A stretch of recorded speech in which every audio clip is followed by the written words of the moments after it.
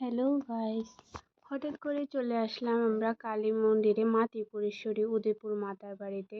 কিছু কাজের জন্য আগরতলা গিয়েছিলাম, সেখানে কাজ শেষ করে হঠাৎ বাড়িতে যাচ্ছিলাম। তখনই হঠাৎ কেন জানি না মনে হয়েছে মায়ের মন্দিরে গিয়ে একটু মাকেও দর্শন করে এসে পড়ি।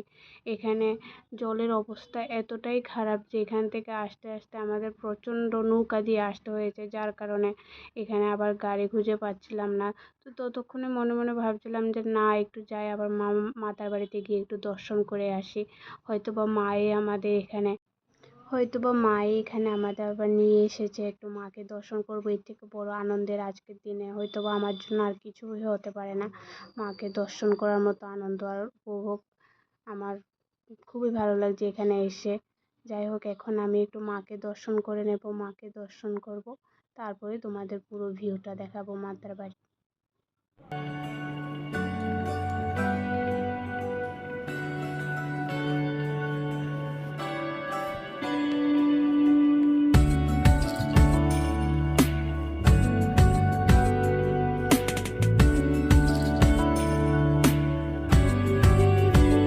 ভালো লাগে তোমাকে কাছাকাছি পেলে, ভালোবাসি তুমিও কাছাকাছি এলে। অন্য তখন চোখের ধরন অন্য রকম, পায়ের চলন। তুমি আশেপাশে ছায়া হয়ে মায়ায় জড়ালে, তুমি এক নিমেষে ভালোবেসে আমায় বাঁচালে। তুমি একলা রাতে একটা চিঠি আমায় পাঠালে। ভালো লাগে তোমাকে কাছাকাছি পেলে।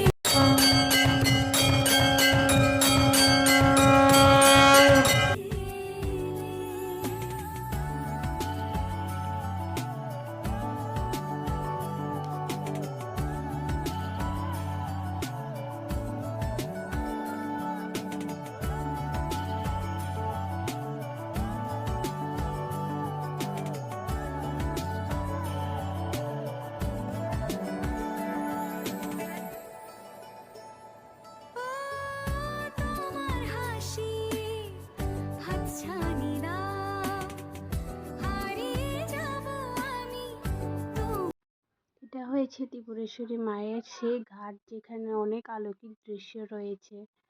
এখানে অনেক মানুষ অনেক কিছু পেয়েছে। এই অলৌকিক ঘাটটা দেখতে যেমন অসাধারণ সুন্দর, এর ভিতরকার রহস্য তার থেকেও বেশি অসাধারণ সুন্দর। তোমরা পুরো ভিউটা দেখতে থাকো আর এখানকে দেখো কত বড় বড় মাছ, কত বড় বড় কচ্ছপ, দেখতে যে খুবই ভালো লাগছে আমার কাছে। আর এখানকার প্রাকৃতিক দৃশ্যটা তো তার থেকেও অসাধারণ সুন্দর। চলো এখন আমরা উপরের দিকে যাই, এখন বাড়িতে চলে যাব।